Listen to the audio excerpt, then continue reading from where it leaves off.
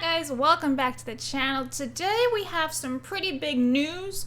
Although it's always been rumored in the past few months that this was going to happen, and well, it's finally happened. So I just want to point out that today is June 26, 2024. And 27 years ago, Harry Potter and the Philosopher's Stone, so the UK title, the original title, was published back in 1997. So it's 27 years ago today. The same day that J.K. Rowling makes this announcement, and we're going to look at it together. This is from J.K. Rowling on Twitter, guys, or X, whichever one you want to call it. I'm truly thrilled to announce our director and writer, both of whom I interviewed as part of the production team. Both have a genuine passion for Harry Potter, and having read Francesca's pilot script and heard Mark's vision, I'm certain the TV show will more than live up to expectations. So here is The Hollywood Reporter. This is the article. And it says, HBO's long-developing Harry Potter series has locked in two key members of its creative team. The series has named Francesca Gardner as its writer and showrunner and tapped Mark Mylod, I'm assuming that's how you say his name, I'm sorry, to direct multiple episodes. Both are Emmy winners for HBO's Succession, Gardner as part of the show's producing team and Mylod as both director and producer. Gardner's credits as a writer and producer also include his Dark Materials at HBO, Killing Eve at BBC America, and Rook at Starz.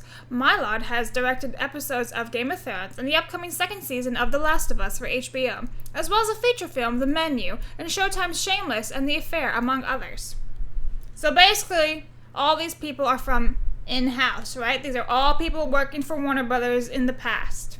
Keep that in mind. So, it's in-house. The Potter series was originally slated for Max, where it had been in development since 2021. As part of a strategy and branding shift for the streamer and its Warner Brothers Discovery sibling, HBO. However, the series, along with its prequel, Welcome to Derry, and the just-ordered DC Studios drama, Lanterns, will become HBO originals, meaning they'll air on the cable channel as well as stream on Max. The Harry Potter series will be a faithful adaptation of author J.K. Rowling's mega-selling fantasy series about the young British wizard. Per HBO, the series will feature a new cast to lead a new generation of fandom, full of the fantastic detail and much-loved characters Harry Potter fans have loved for over 25 years.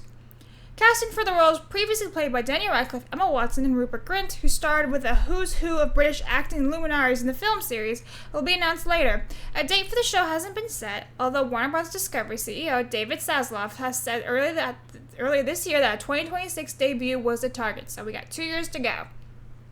Rowling will be an executive producer of the series, but isn't expected to have day-to-day involvement.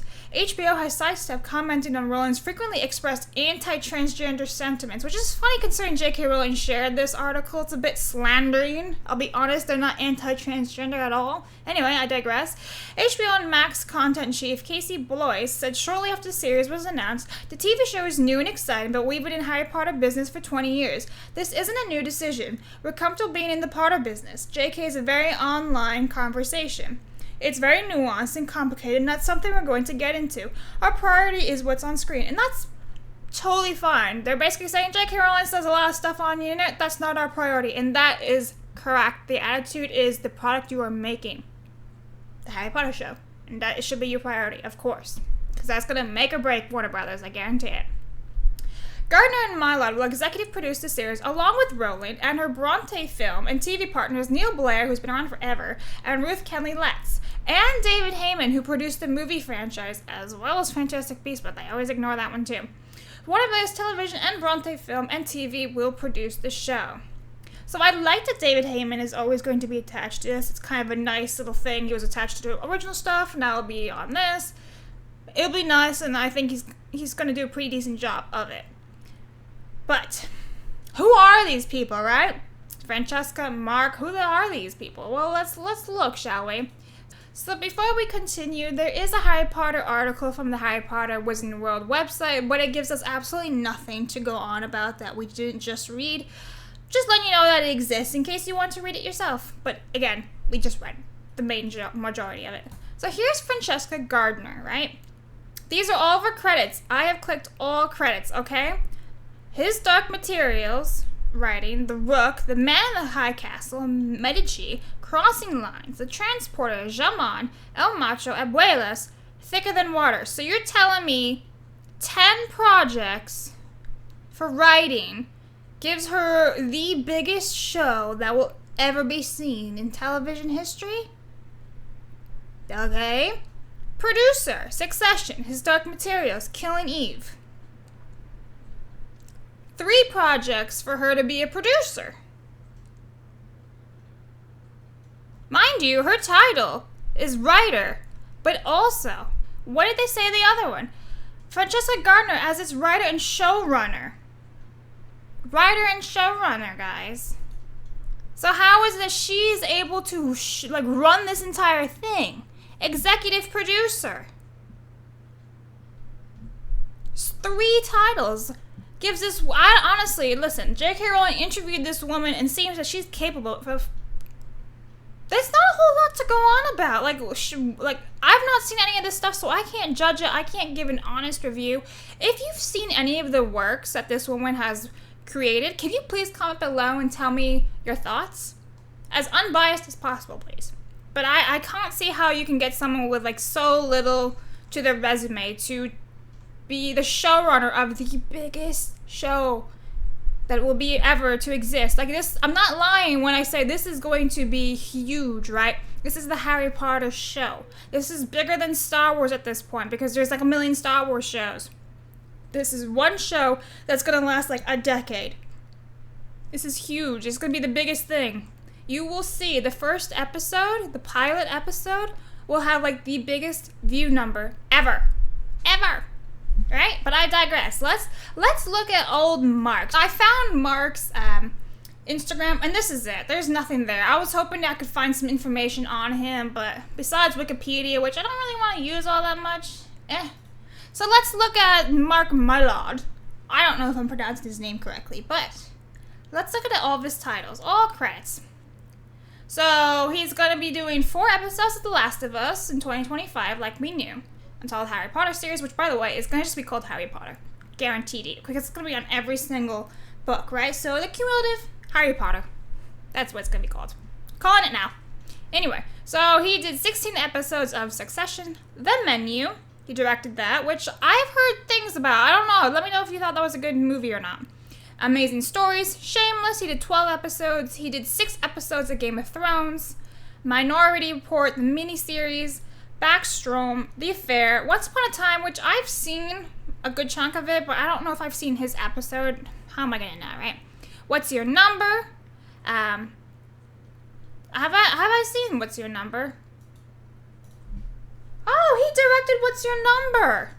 This was a fun movie, but the music was cringe in this. Remember that scene where they start playing with a basketball and it's the Black Eyed Peas or whatever it is? Playing. Oh, it was terrible, but that was a fun movie. What's Your Number was a fun movie, so who knows? Entourage was 23 episodes of that. Washington Yang, 2009, director. United States of Tara, The Royal Family, The New Sofa, Welcome to the Captain, The Royal Family. This kind of sound like soap operas.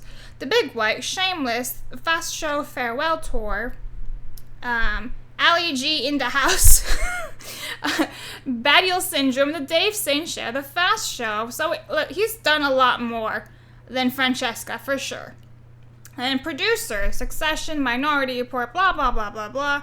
Production manager, second unit or assistant director, location management, additional crew. This, honestly, he's done a lot more than what Francesca's done. So I'm a lot more confident with him than I am with Francesca, because she's got nothing on her resume. At least he's got something. And I have to say that the movie What's Your Number is absolutely hilarious. So that gives me a little bit more, I guess, info on him. Before we continue on with all my whole autistic deep dive, Daniel Radcliffe was interviewed by E.T. after he won his latest achievement, or whatever it is. I don't really care all that much about what his award is, but he does talk about the Harry Potter show, so we're just going to let it play, okay? HBO's doing a series, a reboot of the Harry Potter books. I know you're not involved. Do you have any advice for potentially the next actor playing Harry Potter? No, I just I don't know. I've got advice for everyone else, which is just I don't know. Let them just be kids still. How I just can't imagine what it would have been like to do that in the age of social media. We were kind of a little bit before that. So yeah, I would just, I don't know, hopefully I will meet whoever that person is one day, and I'll be able to have that advice face to face, but maybe not for everybody. So I have to agree with Daniel. I hope that these kids are just left as kids. It'll be very hard with social media and everything, but I really hope that they're able to have fun and just grow up like the other kids did. There is a lot of hate toward Daniel Radcliffe, Rupert, and Emma right now because, they're completely turned against J.K. Rowling and whatever she stands for. And listen, you can have a different opinion, but the thing is, they never spoke out about all of her death threats, all of the harassment that she's faced online. Like, they should have at least been like, yeah, don't make these horrible accusations, don't make these threats to J.K. Rowling. She is also another human being. Be respectful even if you disagree with what she has to say. And they said none of that. They took their money and they shut up and they ran, right? And that's why people really, really hate them right now. So it'll be very interesting to see what these guys do. Maybe if they want to stay in the spotlight, because now their faces will no longer be the faces of Hermione, Ron, and Harry. They will have new kids. There will be new merch and everything. And so you gotta wonder what's in the deal, right?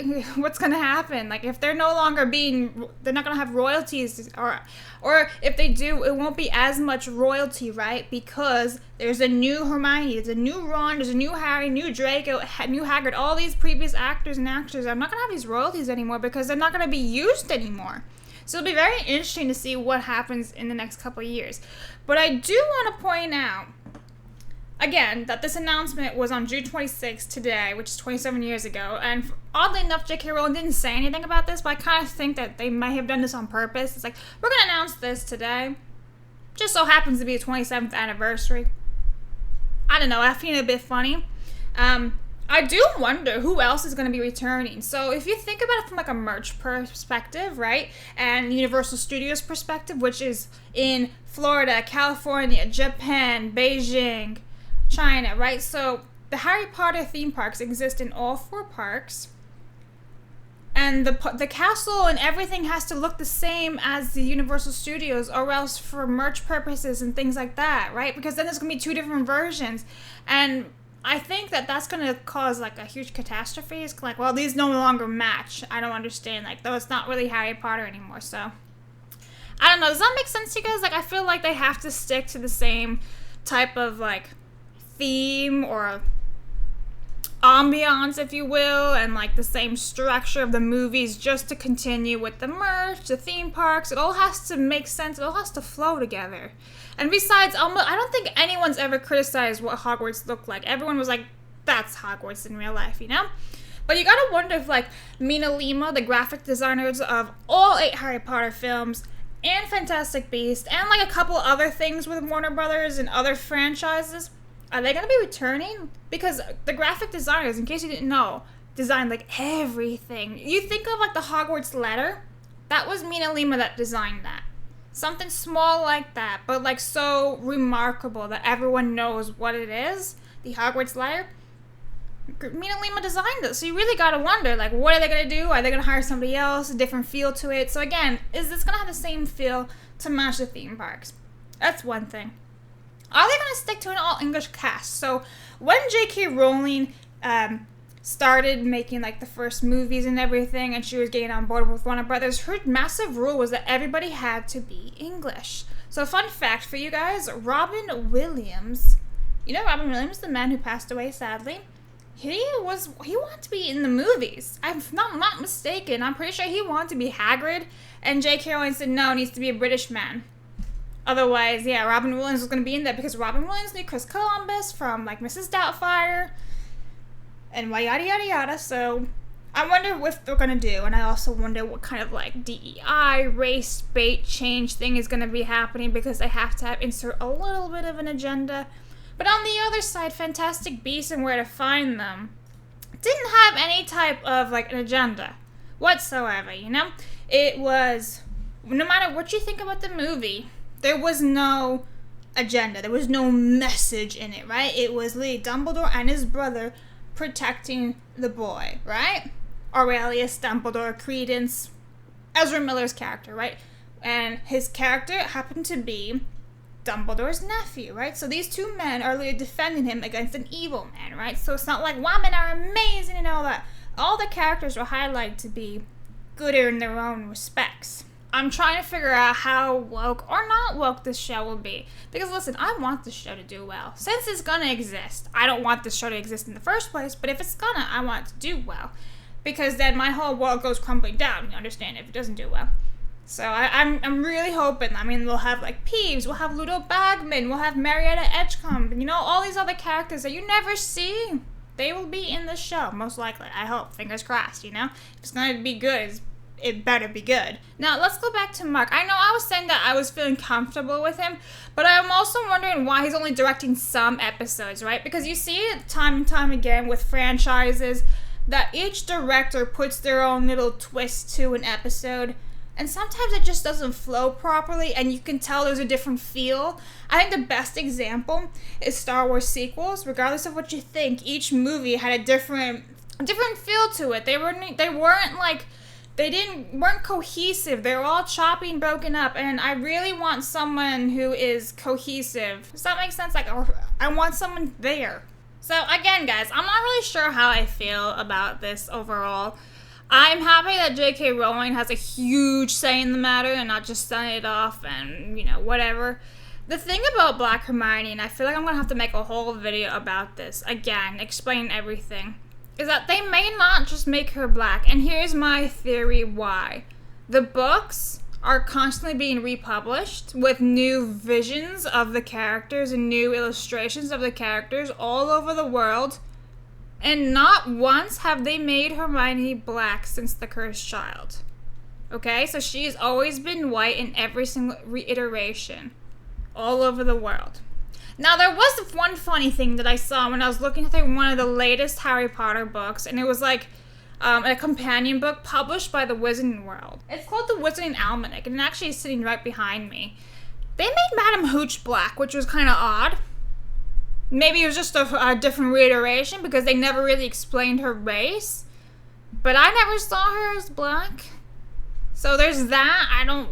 I don't see what they're gonna do with Madame Hooch. They might, but I'd rather them do that to a really minor character than change the main character, the main female character, Hermione. Does that make sense? Like, if I'm gonna lose some stupid stuff to racism and everything just because you need some black woman instead of the ones that already exist, because there are black women in Harry Potter, they exist, but, you know, Harry's literally future sister-in-law is black.